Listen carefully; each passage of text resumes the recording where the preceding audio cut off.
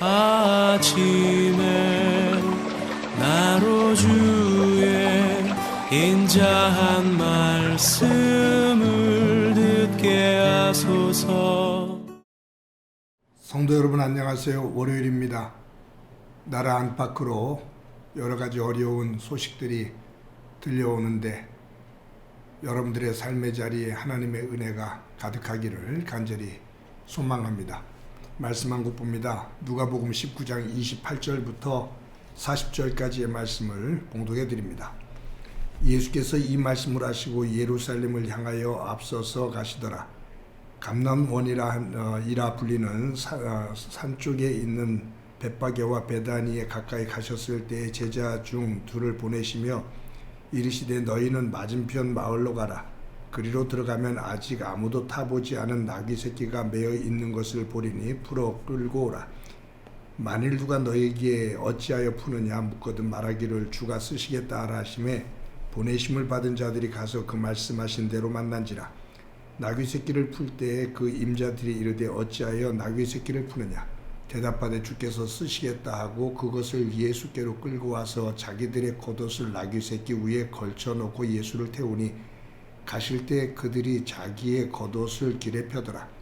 이미 감난산 내리막길에 가까이 오심에 제자의 온 무리가 자기들이 본 바 모든 능한 일로 인하여 기뻐하며 큰 소리로 하나님을 찬양하여 이르되 찬송하리로다. 주의 이름으로 오시는 왕이여 하늘에는 평화요 가장 높은 곳에는 영광이로다 하니 무리 중 어떤 바리새인들이 말하되 선생이여 자신의 제자들을 책망하소서 하거늘 대답하여 이르시되 내가 너희에게 말하노니 만일 이 사람들이 침묵하면 돌들이 소리 지르리라 하시니라.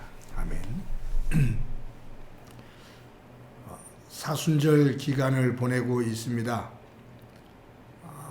오늘도 예수님께서 십자가를 지시기 위해 예루살렘 성으로 올라가시는 그러한 본문의 말씀인데 이 말씀을 중심으로 또 우리가 예수 그리스도의 고난과 그분의 부활, 그것이 나에게 어떤 의미가 있는지를 새겨볼 수 있는 소중한 날이 되기를 간절히 소망합니다.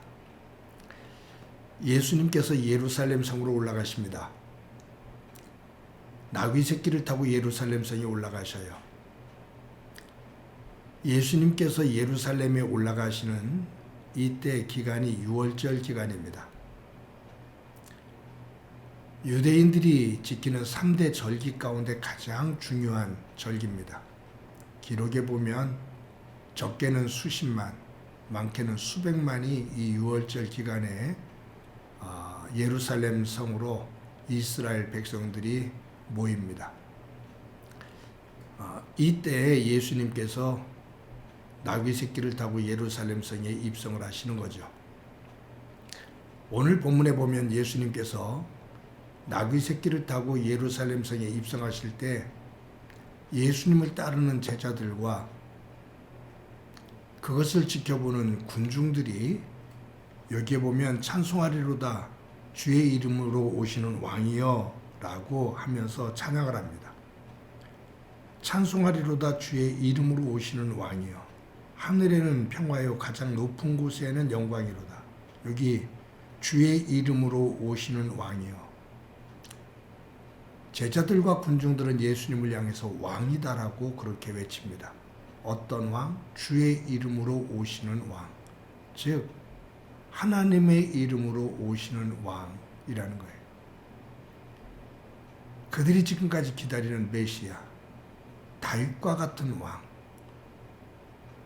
다윗과 같은 힘을 가지고 로마 제국으로부터 이스라엘을 해방시키고 자유를 주며 이스라엘을 중심으로 온 나라를 다스릴 수 있는 그 때를 주실 수 있는 하나님으로부터 오시는 왕이요 메시아여 라는 말입니다. 그런데 그들이 예수님을 이처럼 주의 이름으로 오시는 왕이라고 외치는 이유가 여기 37절에 나오거든요. 이미 감람산 내리막길에 가까이 오심에 제자의 온 무리가 자기들이 본 바 모든 능한 일로 인하여 기뻐하며 큰 소리로 하나님을 찬양하여. 여기에 보면 제자의 온 무리가 자기들이 본 바 모든 능한 일로 인하여, 그러니까 예수님께서 행하신 모든 능한 일, 자기들이 직접 눈으로 목격했던 예수님께서 기적을 행하시는 놀라운 그 능력, 그것을 보았기 때문에 하나님께 영광을 돌리면서 주의 이름으로 오시는 왕이여 라고 찬양을 합니다. 이제 왕이 되십니다. 왕으로 등극하십니다. 우리를 자유롭게 하고 우리에게 해방을 주고 우리가 원하는 모든 것을 주실 수 있는 그분이십니다. 라는 기대를 가지고 환호를 하는 거예요.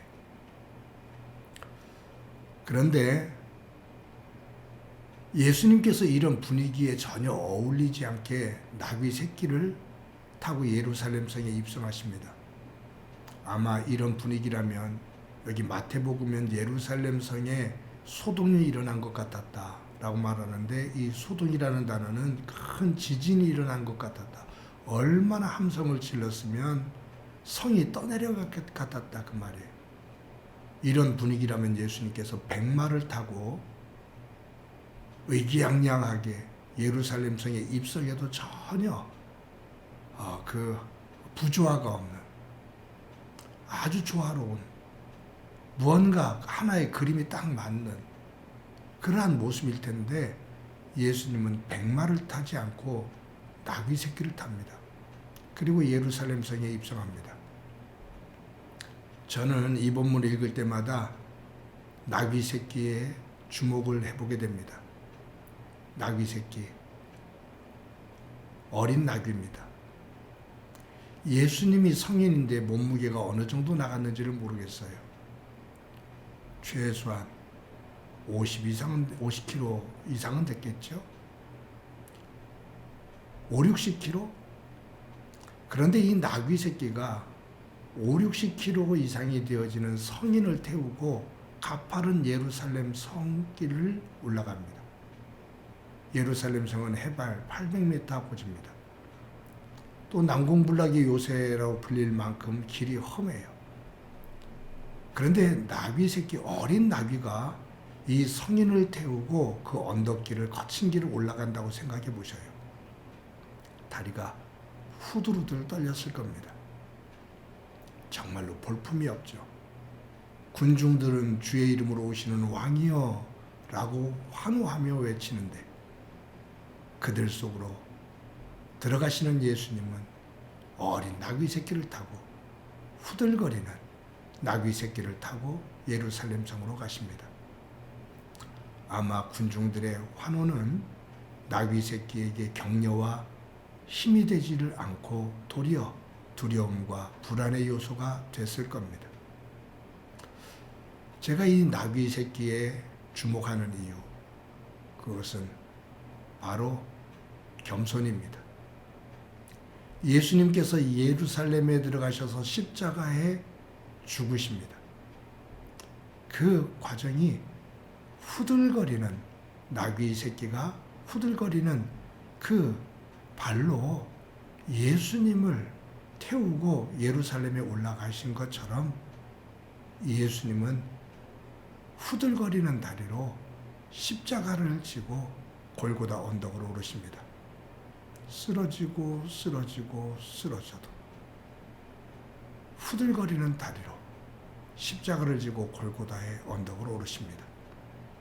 하나님의 이름으로 오시는 왕, 하나님의 아들이 그 길을 걸어갑니다.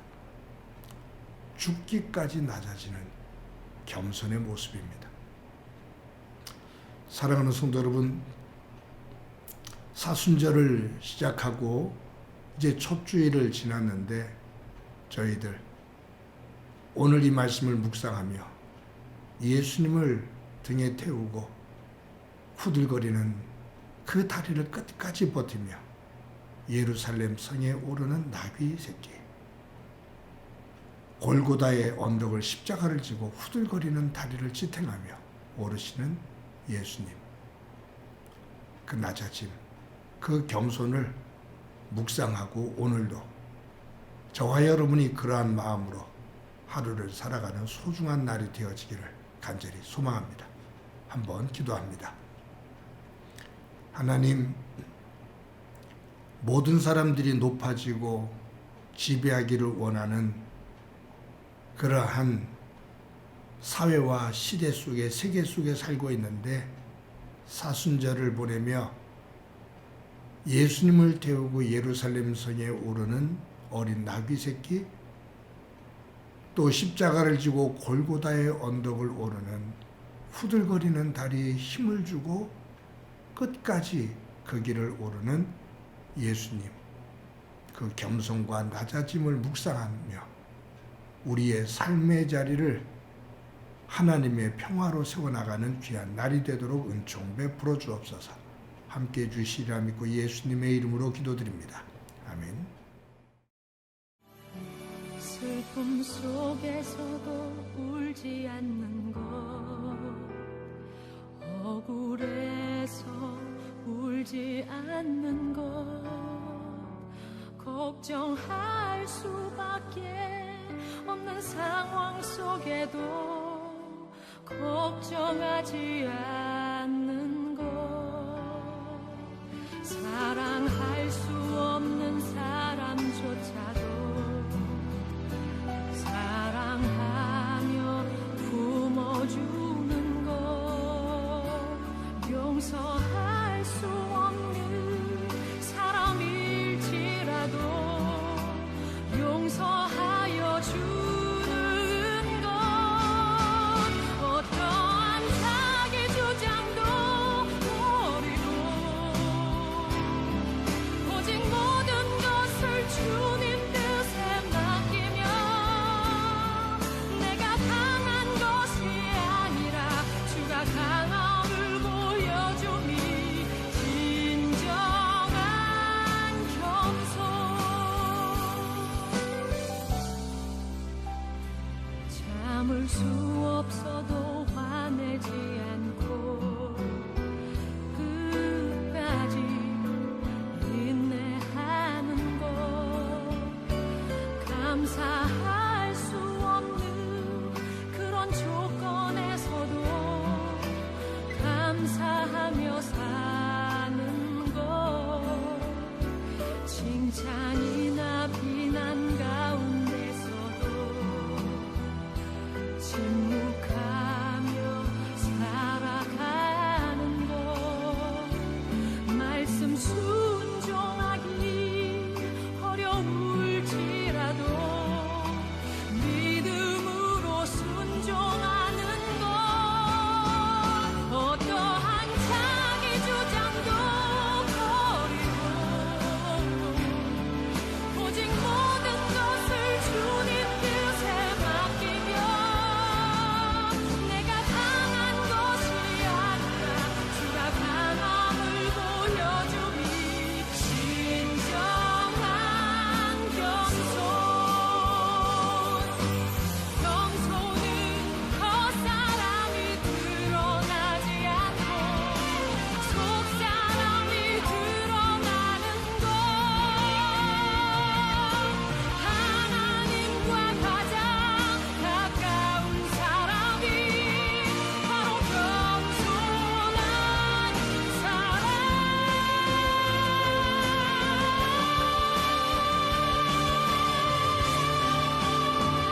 어떠한 자기 주장도 버리고 오직 모든 것을 주님 뜻에 맡기며 내가 강한 것이 아니라 주가 강함을 보여주니 진정한 겸손, 어떠한 자기 주장도 버리고 오직 모든 것을 주님